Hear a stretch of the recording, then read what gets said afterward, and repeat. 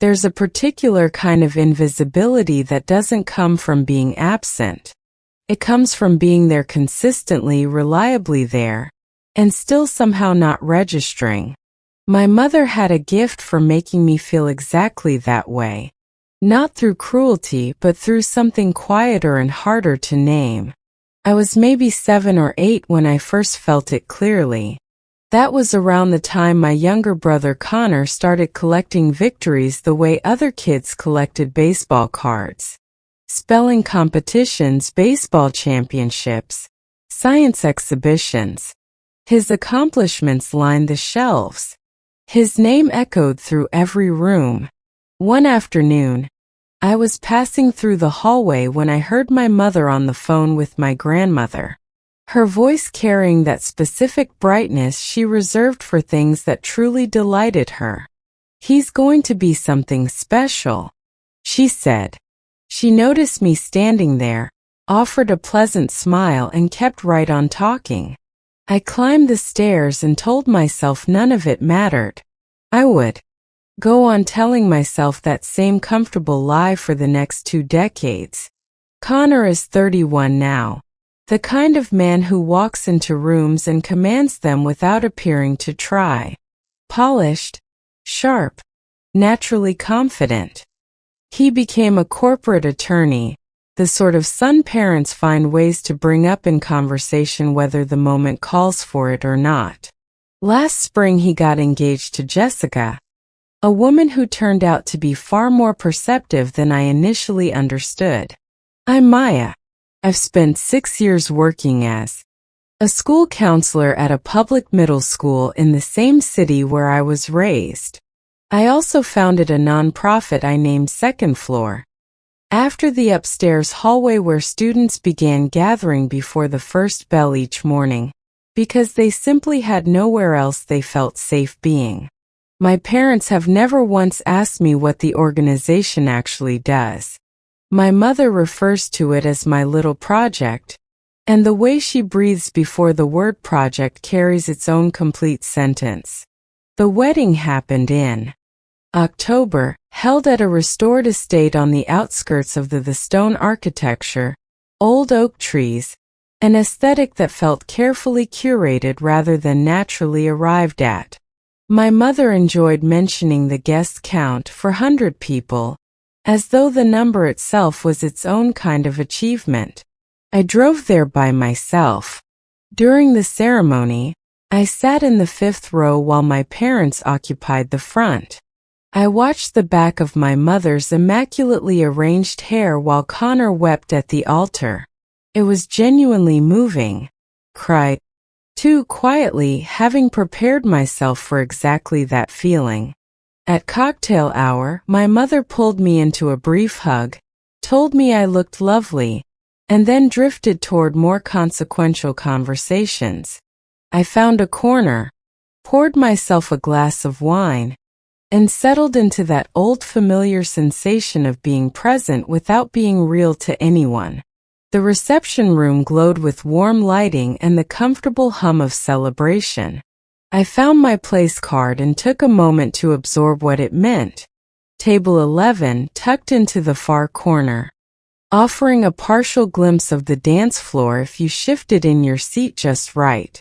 The head table was entirely out of sight. My dinner companions were strangers. Jessica's cousin Brooke, warm and easy to talk to. 2 of Connor's college friends sealed inside their own private history. An older couple who asked how I was connected to the newlyweds, and looked mildly startled when I explained I was the groom's sister. Food arrived, then speeches. My father stood with his customary ease and delivered something that was genuinely beautiful about Connor's character, his dedication, the shape of the man he had grown into. The entire room fell quiet for him. Near the end he said something about being proud of the whole family, everyone gathered there that evening. His gaze passed briefly across my table like a light sweeping past a window. I raised my glass slightly. He continued. I excused myself to the bathroom not long after, running cold water over my wrists the way I had learned to do when I needed to return to my own body. The face looking back at me in the mirror appeared composed, like someone who belonged to the evening. I thought seriously about leaving. That thought had never felt so calm before, so rational. You've done what was required. Something quiet inside me said. Nobody is keeping track of you. I went back anyway. 10 minutes later, the night changed. A man approached the table, tall and unhurried with silver threading through his hair.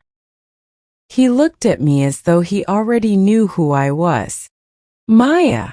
I confirmed it. I've been wanting to meet you, he said.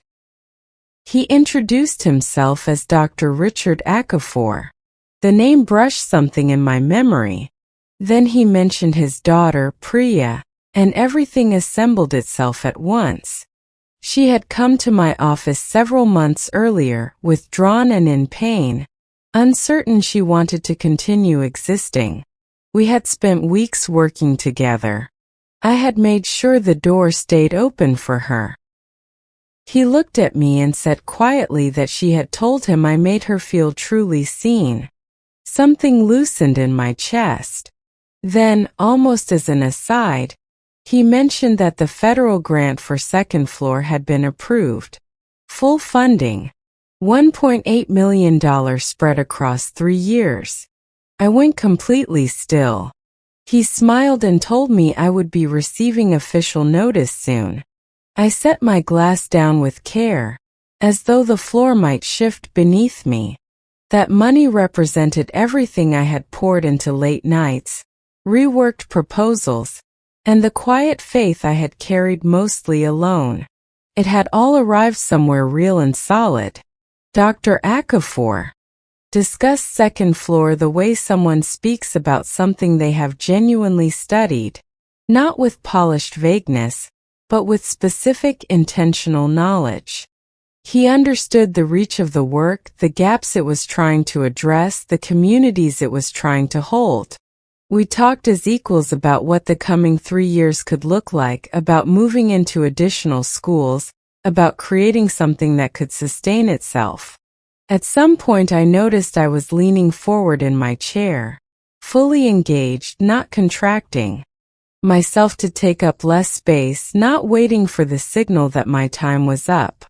That was when my mother appeared. Her voice lifted into its social register as she acknowledged Dr. Okafor, noting with pleasant surprise that we seemed to know each other. He smiled at her and said that her daughter was doing extraordinary work, that she must be enormously proud. A pause followed, brief but unmistakable. Of course, she said, and placed one hand gently on my shoulder. Then he told her about the grant. I felt her hand go completely still. My father appeared a moment later, drawn by the particular gravity that surrounds visible importance.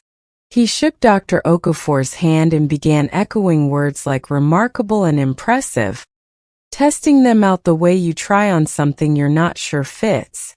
When Dr. Okafor moved on, my father turned to look at me differently than he had all evening. Not quite pride. Something closer to recognition that had shown up behind schedule. Connor found me near the dance floor later in the night. He had heard about the grant from Jessica, who it turned out had known about my work for months. He looked at me and exhaled. He said he should have spoken up long before now. I let the quiet sit between us before I told him I loved him. But I also told him that things were going to be different now. That I would be the one deciding how much of myself I brought into any given room. He said that was fair. He meant it. He held me in a real embrace. The kind that doesn't rush itself. And once I allowed myself to actually receive it. I left the wedding the same way I had arrived, on my own. But the feeling was nothing like the same, because I had stopped waiting for someone else to confirm that I existed. I already knew. Did you like this story? Which city are you listening from? Let's meet in the comments. If you enjoyed this, support the channel with a super thanks so I can keep bringing you more stories like this. Don't forget to subscribe. See you in the next one.